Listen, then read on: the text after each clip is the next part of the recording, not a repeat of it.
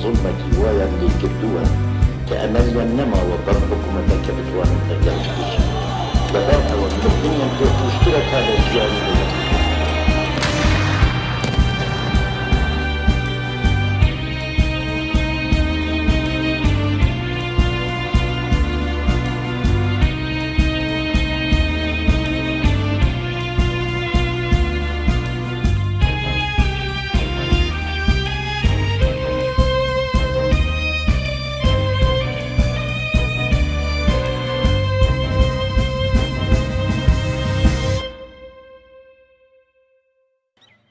چی قاسم به هر لکو داره به مروف نه دوری من جی ایرو ام الولاته کی غریبن بجاری رویتی ام برب آسیا و ام الولاته چیانه نپال دناوندا هندستانو چینه ده و جده جای هری بلند ای جهانه هشت جی لنپالینه تبلی اورست هیمالای نپالی جه افغانستان دست پیتکن و لمیانمار دقدن.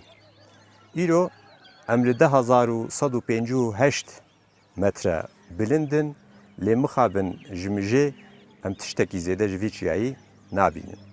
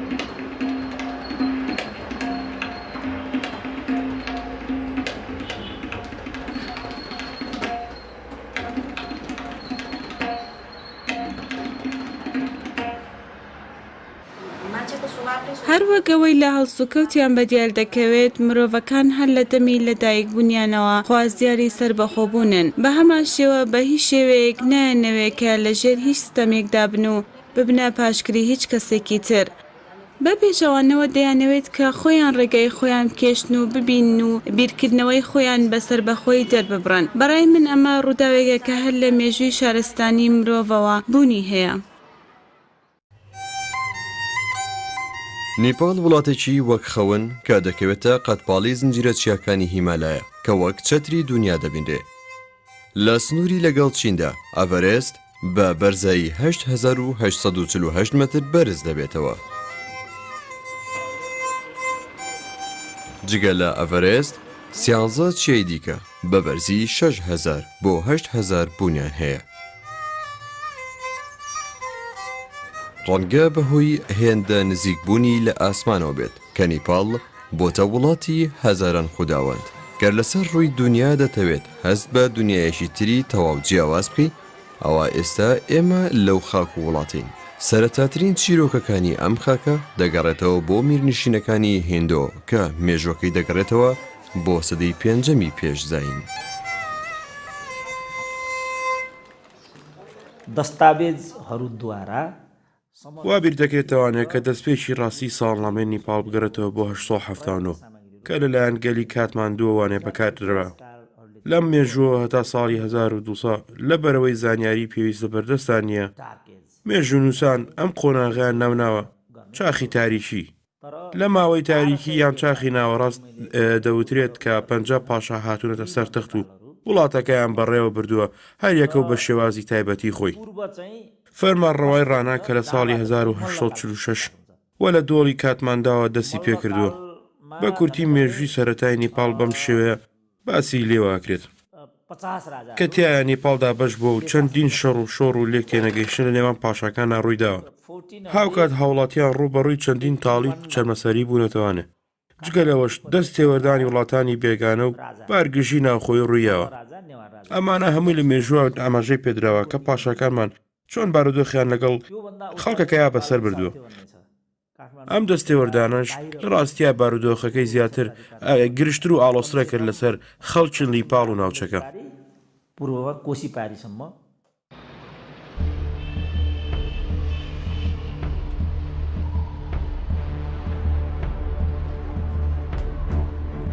لە ڕاستیدا بۆشایەکی زۆر گەورە لە سەرچاوەکاندا بوونی هەیە و لە مێژووی نیپاڵدا زۆر بەکەمی ئەم دۆخە تاریکیە باسی لێوەکراوە و لێ کۆڵدراوەتەوە و بەگشتی باس لەو دەکەن کە مێژوەکەیان لە ساڵی 1846 و لە فەرمانڕەوەی بنەماڵی ئەڕاناوە دەست پێ دەکات. کوڕانی نارایان شاه سنووری نیپاڵیان لە باشوورەوە بەرەو دەشتی گیانش لە باکووریشەوە بەرەو تبت درێژ کردوێتەوە. لەو جنگانی کە لە نێوان ساڵانی 1814 بۆ 1816 ڕوویداوە بووە هۆی کۆتایی هێنانی گورکیەکان کە لە سەردەمی نارایان شاوە دەستی پێکرده بوو و لە دوای 30 ساڵ جەنگ لە نێوان ئەو دوو بنەماڵە دێرینەدا لە ئەنجامدا شاری کاتماندوو دروست بوو و مێژووی بنەماڵەی ڕانا دەستی پێکرد کە ماوەی 100 ساڵ بەردەوام بوو.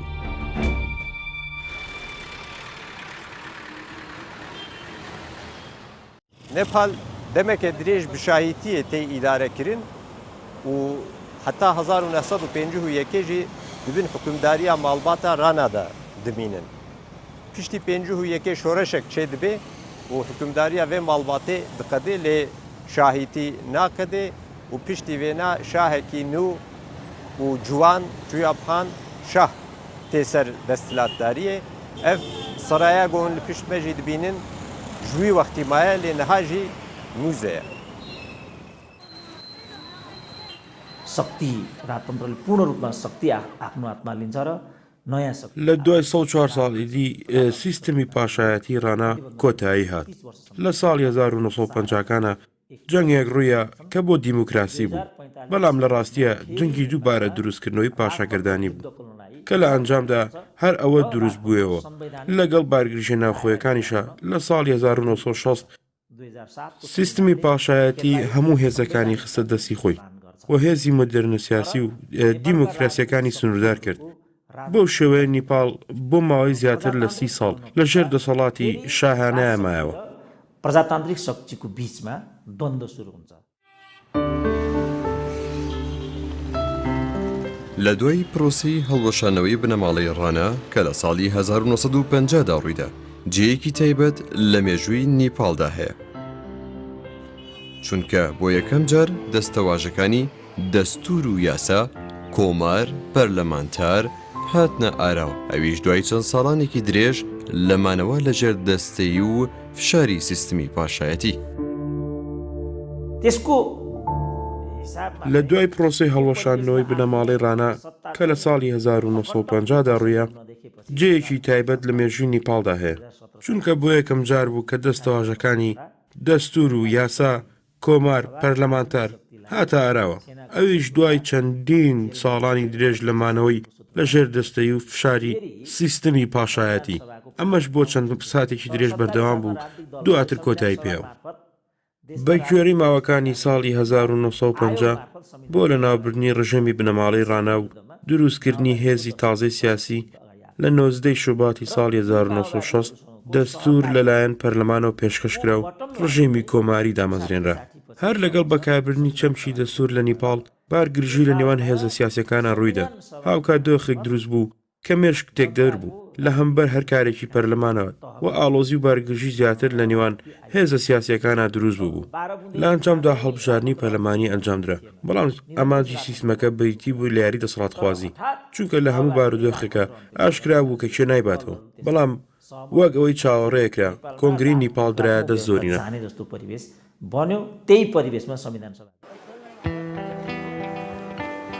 بزوتنەوە خوێندکاریەکان و شۆڕشە سیاسیەکانی ساڵی 1970 وای کرد کە سیستمی پاشایەتی لە ساڵی 1970 ڕیفراندۆمێک ئەنجام بدە کە لە ئەنجامی ڕیفراندۆمەکە ڕژێمی پانچایات دروست بوو کە پێکاتەیەک بوو لە پاشاگرایەتیەکان و پەرلەمانخوازەکان.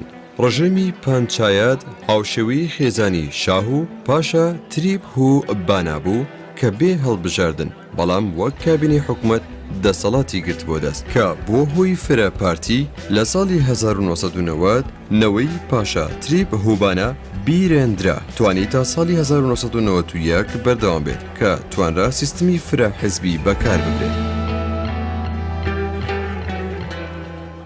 نەپال خودی دیرۆکێکە گەلێکی کەونە و هەمکارن بێژن وەختێکی درێژ بەژی دەولەتەکە سەربخۆیە لێ نە سەرخەبوونێکە بێ پرسگرێک شەڕێ 1814 و 1816 لە هەمبەر ئینگلیزا و پێدا ئێدی سازومەندێکە نو دەست پێتکێ و نەپالی وەختێکی درێژ دبن حکومداریە ماڵباتێن شەهادە دمینن هەرچی قەس پشتی 1951 گوهارتنên siyasî çê dibin jî ev sazûman berdewam dike.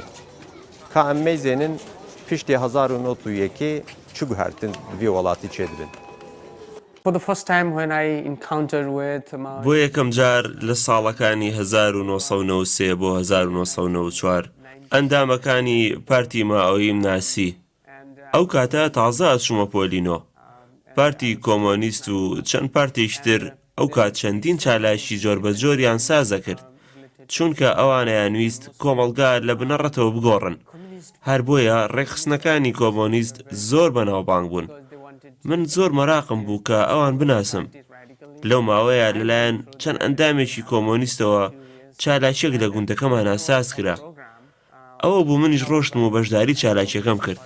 بە شێوەیەکیش پۆلیس ئاگەی لەم کارە بوو هەر بۆیە دواتر خرامە ژێر چەندین لێکۆڵینەوە و لێپرسینەوە بۆیە ئیتر نەمتوانی بچمەوە قوتابخانە و لەن لە ماڵیشەوە بتوانم بمێنمەوە. ئەگەر بچوومایەتەوە بۆ قوتابخانە پرسیاریان دەربارەی ئەو خەڵکە لێیەکردم و چاودێریانە کردم. ئەگەر چی ئەمە بۆ من شتێکی نایاساییش بوو کە کردم.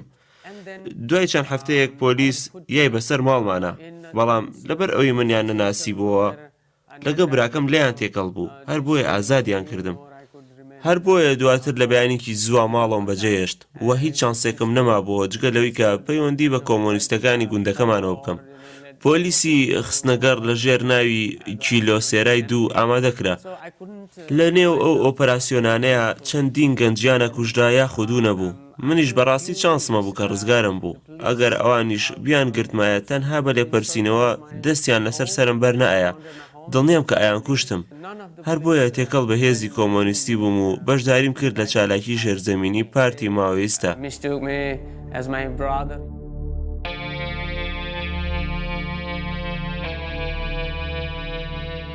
لە دوای ساڵی 1991 نیپال باری گرانی 15 ساڵی شەڕی خوێناوی ناوخۆیەڵگرت.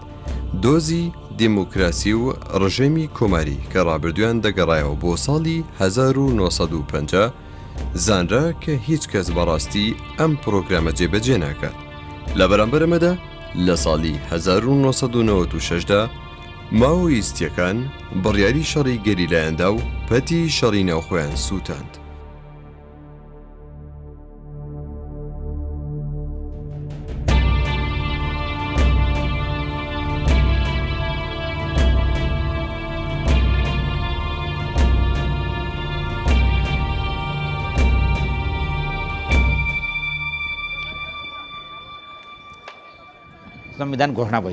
لە ساڵی 1950 کە گەل لە دژی ڕژێمی ڕانای بێبەزەیی هەستان کۆمۆنیستەکان لە نیپال دەستیان کرد بە بەرنامەی سیاسی خۆیان. ئەویش بۆ دروستکردنی ڕژێمێکی کۆماری بوو. بەڵام لە ڕاستیە شێ بڵین تاوەکو ئەمڕۆ سەرەڕای ئەو هەموو تێگۆشانە دوور و درێژەی مێژوو بەڵام هێشتا ڕژێمی کۆماری نەچەسپاوە. لە ساڵی 1990 لە دوای سیستمی فرەپارتایەتی ئیتر خەڵک هیوایە خواز ڕژێمی کۆماری ڕابگەێنرێت بەڵام ئەوە بوو نەکرا.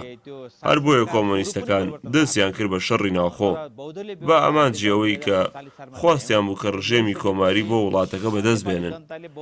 لەگەڵ ئەمانەشە چەند دانە گروپێکە بوون کە نەیانەویست وڵاتەکە هەستێتەوە و کۆماریان ناویست. هەر بۆیە بە چەند ڕێگەیەک هاتبوو نەخسە.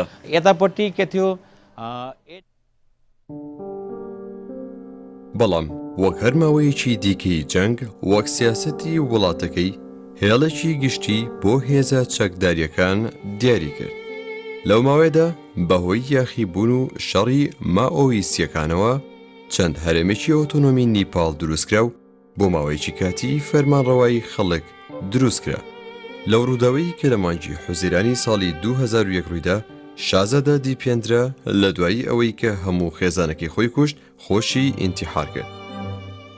گەرچی براکەی گیانیێندرا دەسەڵاتی خستە دەستی خۆی، بەڵام دیار بوو ئیدی دەسەڵاتی ئەوان وردەوردە هەڵدەوەشێت و سیستمی کۆماری هەنگاو هاتنی خۆی تۆمار دەکات. هەرەمە بوو وای کرد مۆئیسیەکان تەنها لایەنی سەربازینە، بەڵکو لەلایەنی سیاسی و هاندانی ئاکاریەوە سەربکەون.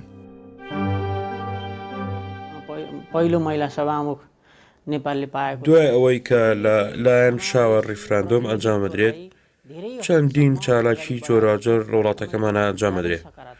گەورەترینیشیان لە ساڵی 1970 ئەنجام درراوە. لە دوای ساڵی 1970 بۆ ماوەیەک چەندین گۆڕانکاری گەورە لە سیاسەتا ڕوویدا، گەرچی هێشتا پرۆسەی گواستنەوەکە کۆتایی نەهات بوو بە تەواوەتی. بەڵام لە دوای ئەو ماوەیە بە تایبەتی لە ساڵی 1990دا پرۆسەکە بە تەواوەتی ڕوویە. لە دوای ماوەش کۆمەڵکوژی شاهانە ڕوویدا. ئەوە بوو کە پاشا گیانێندرا هەتا ساڵی 2005 بۆ 2006 وڵاتەکەمانی بەڕێوە برد و حکمداری کرد.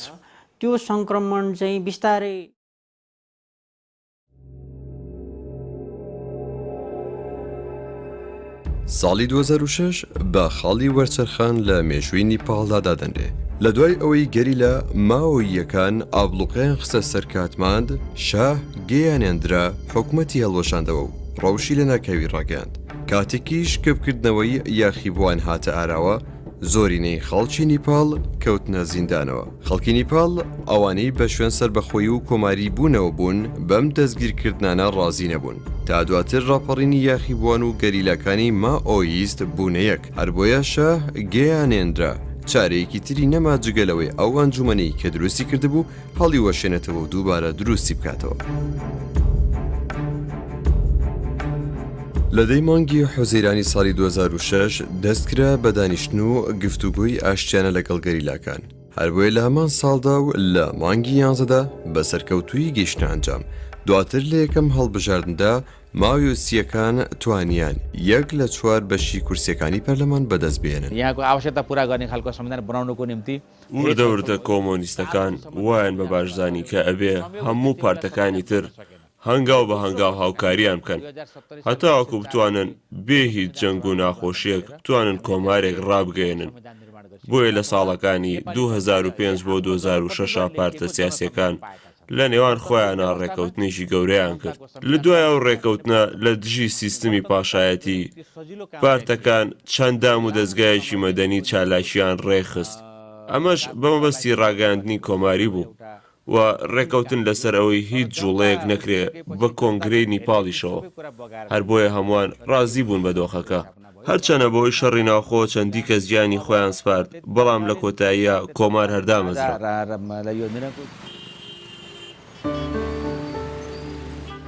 यी राजाहरूको बीचको पुस्तौनी कलह र झगडा यहाँका जनता لە ساڵی 2005 کۆمۆنیستەکان بە هاوکاری سەرکردە سیاسیەکان بە ڕێکەوتنێکی 12 بڕگەی لە دەلهی کۆتاییان بە سیستمی پاشایەتی هێنا و لە نێوان ساڵەکانی 2005 و 2006 شەڕی ناوخۆ و سیستمی پاشایەتی بە تەواوەتی لە نیپاڵا کۆتایی پێهات. لە ساڵی 2004دا پاشا گیانێندرا دووبارە ئەو دەسەڵاتەی کە هەیبوو گەڕاندیەوە بۆ هاوڵاتیان. پارتە سیاسیەکان دووبارە دروست بوونەوە و یاساکانی پاشایەتی بۆ ماوەیەکی کاتی هەمویان لە کارخران.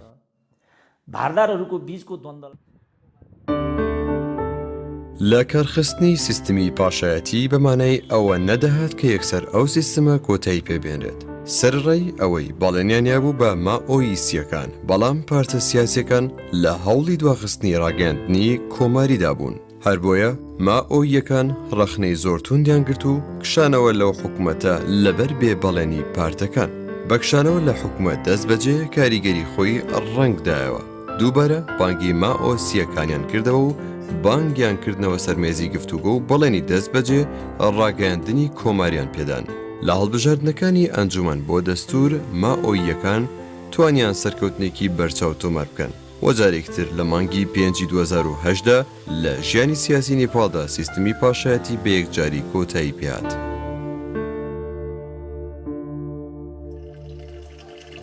त्यसकारण 2007 को दशकमा لە میانەیە و ڕێکەوتنە سیاسیی کە لە پێش هەڵبژارنی دەسوور لەگەڵ کۆمۆنیستەکاندا ئەنجامدرا، ڕێکەوتن لەسەر ئەوەی لە یەکەم کۆبوونەوەی پەرلەماندا دەست بکرێت بە دیاریکردنی ماوەی بەرەو کۆماری برنی وڵاتەکە و کاری لەسەر بکرێ.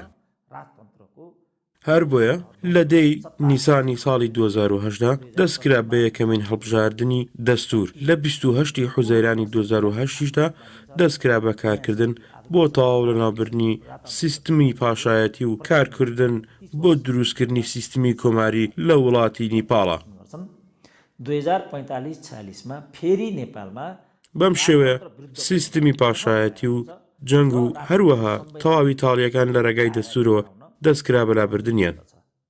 بە دروستکردنی سیستمی کۆماری ڕێگایەکی تەواو نوێ لە بەردەم وڵاتی نیپاڵدا کرایەوە. राजनीतिक शक्तिहरूको राजनीतिक चरित्र چەمکی دەستور بووە پێکهاتێکی هەرە گرنگ و کاریگەر لە سیاسەتی نیپاڵدا. ڕژێمی پاشایەتی هەتا ساڵی 1990 بەردەوام بوو، بەڵام ئەو درەنکەوتنە بووە هۆیەکی گەورە بۆ دامەزراندنی سیستمی دیموکراسی و پەرلەمانی کە لە دنیادا باوە. خواستی دیموکراسی و یەکسانی و ئازادی و جەسپاندنیان لەژێر چەمکی دەستوردا هەموو کۆبوونەوە.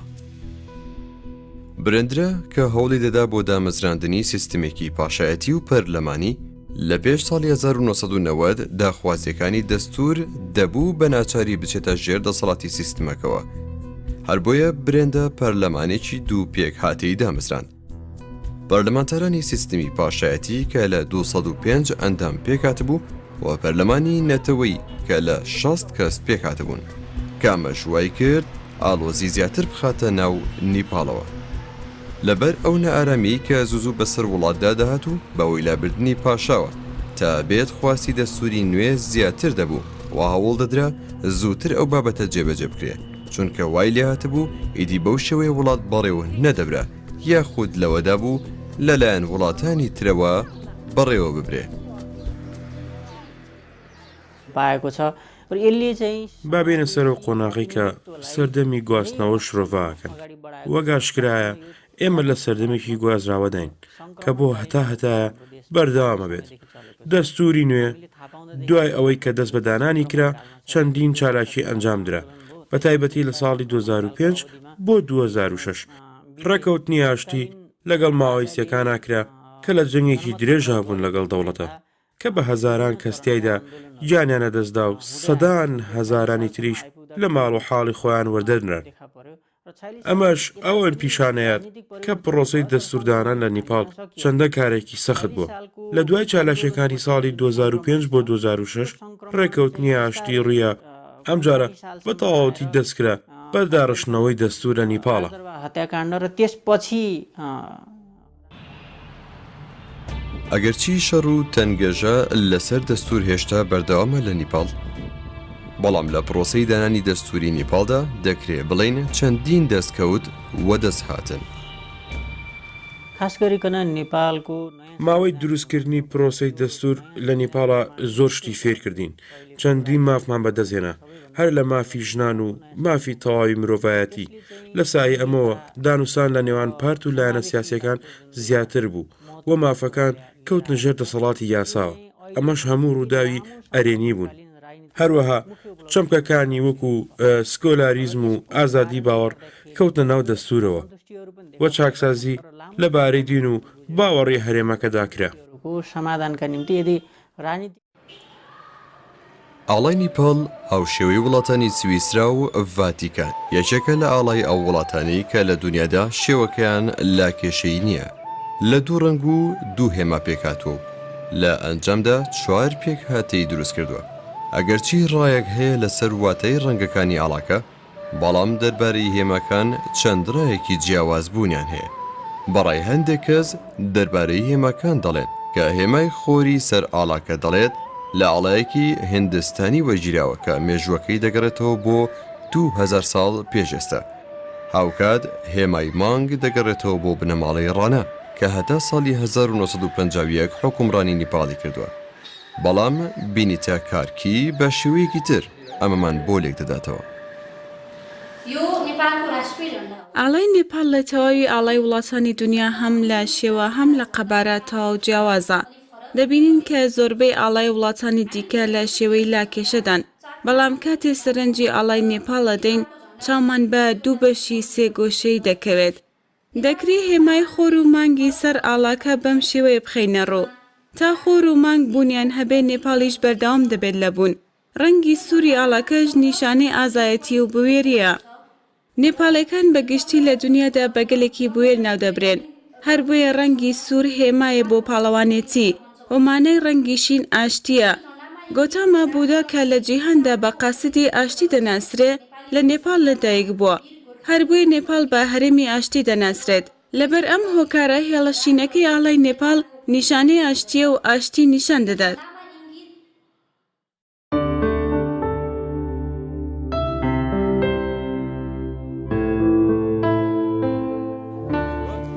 ناوبەرە 1996 و 2006 دا شەرێکی هوندر دەست پێتکێ بە پێشکێشیە پارتیەکە ماوەویست و دوی شەڕیدە نێزیکی 13,000 کەسە تێن کوشتن 2006 دا ئیدی لەڤ هاتن چێ دبن و 2008 پێدا سیستەمەکە نو دەست پێتکێ نەها نەپال خودی کۆمارەکە فەدەرال و دەموکراتیکە و ژیانەکە دی ئێدی دەرباست بێ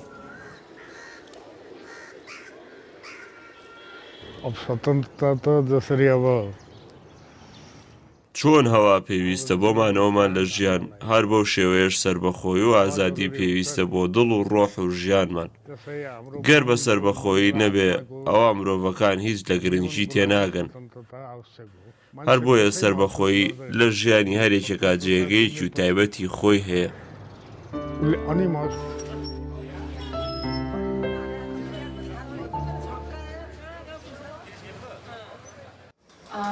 مرۆڤەکان دەبێ بە ئازادی بژین دید و بیرکردنەوەکانیان بڵاو بکەنەوە و بە پێی دابوونەریتی خۆیان هێند ئازادیان هەبێ کە ژیان پێی بەردەوام بکەن بەڵام لە هەندێک وڵاتدا یاساکان ڕێگەی ئەم جۆرە ئازادیانە دادەخات سربەخۆیی ڕاستی تەنها لە دیدی ئابوووریەوە نابێت تەنها کەسە بەهێزەکان سوود لە یاساکان وەربگرن دەبێ هەموو کەس بە هەمان شێوەی یاساکان سوود بە دۆخیان بگەێنێ گەر کەسێک نەتوانێت بیر و دیدی خۆی دەرببڕێ کەوایە بە پێی پێویست ئازادی پێ نەگەیشتۆ